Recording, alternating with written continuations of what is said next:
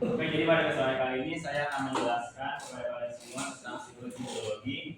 Jadi siklus hidrologi adalah siklus perputaran air yang berlangsung di bumi. Jadi kenapa bumi itu airnya tidak habis-habis itu karena selalu mengalami yang namanya siklus hidrologi. Jadi di sini siklus hidrologi itu dibantu dengan bantuan panasnya matahari. Yang pertama ada proses evaporasi. Jadi air di lautan ini akan mengalami penguapan ke atmosfer bumi karena dibantu oleh panas matahari. Itu yang disebut dengan proses evaporasi.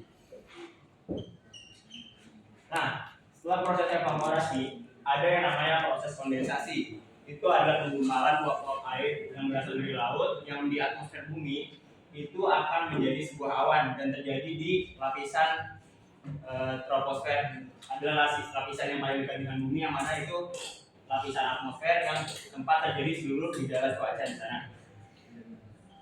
Ini di troposfer akan menggumpal menjadi awan.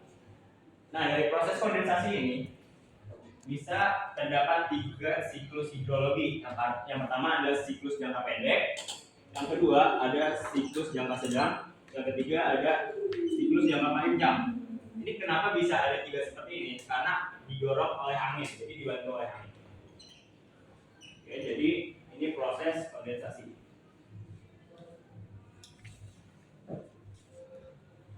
Nah, setelah menggumpal, mereka ini akan saya jelaskan dari yang siklus awal, siklus pendek.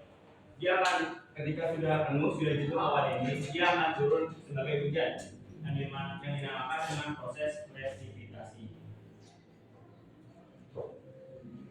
Nah, kalau yang siklus pendek kalau dia terbawa oleh angin, dia juga akan turun sebagai hujan.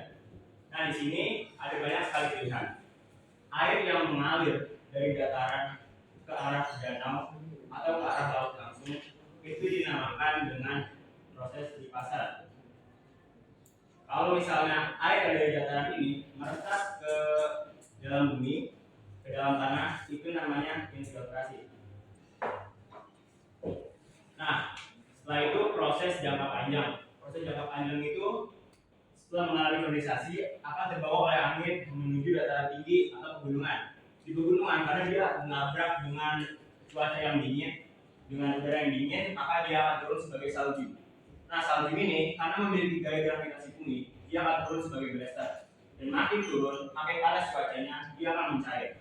Nah, dari cairan ini dia bisa masuk ke lipasan, bisa masuk ke proses infiltrasi juga.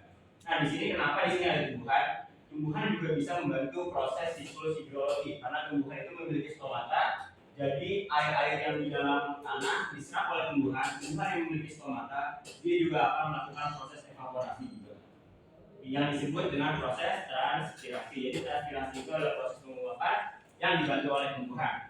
Nah, dari proses lipasan dia bisa ke danau, dia bisa turun menjadi proses infiltrasi dan akhirnya akan bermuara di laut juga dan membentuk sebuah siklus yang dinamakan siklus hidrologi yang mana air tidak akan pernah habis di bumi ini. Sekian dan terima kasih.